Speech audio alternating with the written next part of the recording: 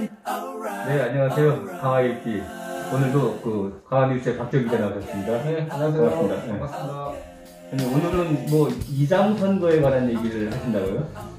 예, 지금 저기 강화군의 이장 선출과 관련해서 네. 좀 분쟁인 지역이 몇 지역이 있어요. 네. 그래서 지금 아직 다 취재는 못 돼 있고 네. 이번에 그 세광 아파트 아시죠? 네. 2차. 네. 그쪽 선업면 창리로 들어있는 그렇죠, 그렇죠. 예. 그쪽 이장 선출과 관련해서 좀 제가 취재를 좀 해봤습니다.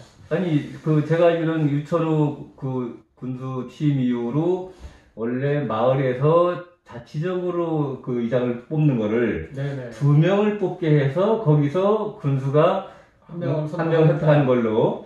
그래서 야, 참 이거 좀 세상이 거꾸로 가는구나 했는데, 근데 그렇게 몇 년 했는데 아니요. 그때는 그런 게 원래 시행안으로 올라왔다가 그 아마 반발이 있어서 바뀌었어요. 아, 그래서 시행을 하지 않았던가요? 그렇죠. 그래서 현행은 어떻게 돼 있냐면 네. 주민총회를 거쳐서 한 명을 추천을 하면 네. 읍면장이 이제 임명하는 걸로 그렇게 됐습니다. 네. 제가 과거에 들었던 것이 결국 반발이 있어 시행이 안 됐군요. 시행이 안 됐습니다. 그런데 그럼 이번에 어떤 문제가 생긴 거예요? 이제 이번에는 이제 임기 문제 때문에 그 임기 규정이 어떻게 돼 있냐면 네. 이장 임기가 2년이 기본이고요. 네. 한 번 좀 더 하죠. 두 차례에 걸쳐서 연임할 수 있어요. 두 차례? 보통은 좀 한 번쯤 하는 걸로 알고 있어요. 예, 근데 지금 두 차례 이제 그래서 이제 최장 이제 6년. 6년까지 할 수 있다. 이제 할 수 있는데. 네. 요번에 이제 여기가 창살입니다. 창살이 세광 아파트.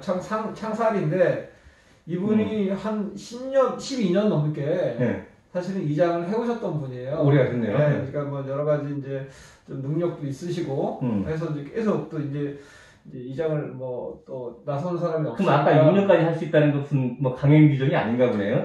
관행상 그렇다는 거예요? 아니죠. 조례가 생긴 거는 2019년에 생겼으니까요. 2019년에? 2019년도 3월이니까요. 그 전에는 그런 게 없었으니까. 그러니까 그전에는 이제 이장 임기 2년에 한 번에 한해 연임할 수 있는데 단서 조항이 있어서 특별한 경우에는 계속 연임을 계속 할 수 있었는데 되어 있고요. 2019년 조례로 이제 6년 이상은 안 된다 이거죠. 예, 이제 그렇게 했는데 이제 이제 어떤 과정이 있었냐면 2019년도에 아마 임기가 종료가 돼서 종료가 됐는데 어쨌든 이제 뭐 이쪽 원래는 주민총회를 거치게 돼 있는데 그렇죠. 그 동네마다 개발위원회라는 게 있습니다. 네, 있어요. 그래서 개발위원회에서 아마 그 아파트는 아무래도 뭐 이렇게 모이기가 어려웠으니까 모이기도 어렵고 하니까 개발위원회에서 이제 선정을 했었나 봐요. 근데 이제 개발위원회에서 이분이 이장으로 또 선출이 됐는데 이제 그 마을 주민들이 주민총회를 조례는 주민총회 거치게 돼 있는데 주민총회를 안 하고 선출이 됐다고 해서 조금 이제 민원이 제기가 됐었어요. 그래가지고 임명장까지 줬어요.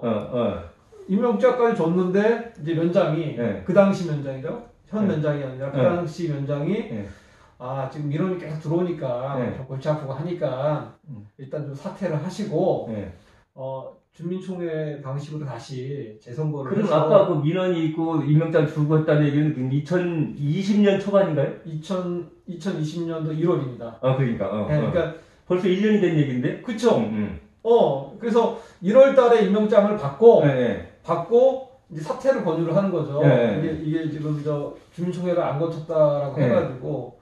그래서 사퇴를 하셔요, 이분이. 사퇴 아예 알았다. 그리고 주민총회 거쳐서 하자라고 했는데 바로 이어지지 못하고 코로나가 터진 거예요. 그러니까 총회를 계속 못했구만요. 계속 못하다가. 그럼 공석으로 있었다는 얘기? 그쵸. 이제 공석으로 있었으니까 이제 마을이 이제 삐끄덕거렸을 거 아니에요. 군에서도 그렇고. 그래서 작년이죠. 2020년. 이제 한 7, 8월에 걸쳐가지고. 면장이 또 불렀어요, 이 양반을. 좀 이제 이게 순수하게 주민들이 이렇게 한 게 아니라 면에서 좀 작업을 하는 것 같아요. 할 만한 사람을 선정도 하고 뭐 그런 거는 어느 정도 이해해 줄 수도 있잖아요. 그래서 이제 이 양반을 불렸다 놓고 지금 알아봤는데 당신만한 사람이 없다. 당신이 좀 해달라. 근데 이 양반이 처음에는 이제 그만하겠다. 네. 좀 약간 좀 감정이 상하는 것도 있고 또 그렇겠죠. 내부에서 또 뭐 반대하는 사람들도 있을 거 아니에요. 그래서 네. 이제 그만하겠다 했는데 한 두세 차례에 걸쳐서 자꾸 이제 강권을 하더래요. 당신밖에 없으니까 꼭 나와라. 그래서 알았다. 라고 했는데 7월 상황이 있고 네. 8월 들어서 갑자기 이제 태도가 변한 거예요. 8월에 연장이 전화가 와서 임기 규정 때문에 당신이 연임 규정에 걸려서 좀 어렵다 이런 식으로 얘기를 했나 봐요. 그래서 이제 이 양반이 이제 화가 난 게 아니 지난번에 임명장 줄 때도 그때도 연임 규정 그거 검토 안 했냐. 그리고 그다음에 재출마도 가능하다고 했고 이번에 또 권유까지 했는데 불과 뭐 얼마 안 돼가지고 이제 태도가 바뀐 거죠. 그렇죠. 행정을 아무리 뭐 이제 어떻게 보면 좀 말단 행정이라고 해도 그렇게 하면은 신뢰성이 떨어지는 거죠. 그러니까 이제 모종의 뭔가 이제 그 지시가 위로부터 그렇죠. 그런 의혹이 있네요. 아니, 그렇죠. 아무리 강화군의 밑에 면 단위 행정이라고 해도 공무원들이 그렇게 우습게 일하지는 않죠. 그렇죠. 그래서 어쨌든 그런 면장의 권유일 수도 있고 압박일 수도 있고 그런데 일단은 이 양반이 기분이 상해서 싫다? 싫다. 나 나가겠다. 이렇게 된 거예요. 그래서 이제 11월, 12월 뭐 이렇게 공고를 통해 가지고 이분이 주민 전체 여기 아파트잖아요. 아파트 전체 80 몇 프로가 참여를 하고 비대면으로 했나 봐요. 비대면으로 서류로 그리고 이제 80% 이상 지지를 받아서 선출이 됐어요. 선출이 돼서 이제 우리 이제 이장 선출됐으니까 임명해 달라라고 이제 선언면을 보냈는데 안 된다는 거죠. 선언면에서. 그것은 아까 그 조례 규정 때문에? 그쵸. 그 이유를 대는 거예요. 되는 건데 이제 원래 이제 조례가 그렇게 돼 있으면 사실은 이제 뭐 아무리 그렇다고 하더라도 조례에 따르는 게 맞는데 이제 조례를 어떻게 해석하느냐에 따라 다른데 문제는 보통의 그 법이라는 건 소급 입법이 안 되잖아요. 특별한 경우 아니면 그쵸. 과거에 몇 년을 했던 이제부터 시작 뭐 이런 개념으로 봤을 때는 자격이 있는 거고요. 근데 이제 과거와 연동해서 이렇게 본다면은 안 되는 건데 근데 뭐 이런 경우에는 글쎄 뭐 이장이 어떤 무슨 대단한 어떤 그런 선출직이 아니잖아요. 동네에선 대단하지만 그래서 이렇게 여지가 있는 해석의 여지가 있는 거는 좀 더 좋은 쪽으로 어쨌든 주민들이 선출된 거니까 그렇게 해석을 해도 누가 뭐라고 할 사람 없을 것 같은데 조례를 제정한 시점 이후부터야 이렇게 해버리면 되잖아요. 근데 이거를 굳이 반대를 이렇게 하고 지금 이분 그러니까 이 선출되신 분뿐만 아니라 개발위원회 전체가 지금 들고 일어났어요. 뭐 좀 주민자치에 대한 자존심을 좀 건드린 문제가 있겠네요. 건드렸죠. 그래서 지금 강경하게 대응을 하겠다. 그래서 저희한테도 취재 요청이 왔던 거고 현수막도 개청을 한다고 하고 그다음에 행정심판이나 행정소송도 걸겠다. 지금 이러고 그러면은 저 박정 기자는 그 면사무소 쪽도 취재를 해보셨나요?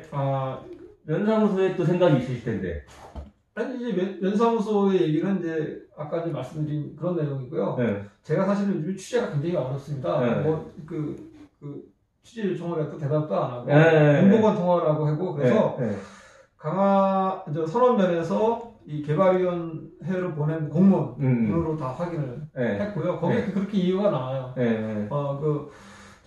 임기 규정 때문에 그렇고, 뭐 그런. 근데 그 조례 때문에 그렇다면 그거는 유권 해석을 받는 거는 그렇게 어려운 일이 아닐 텐데.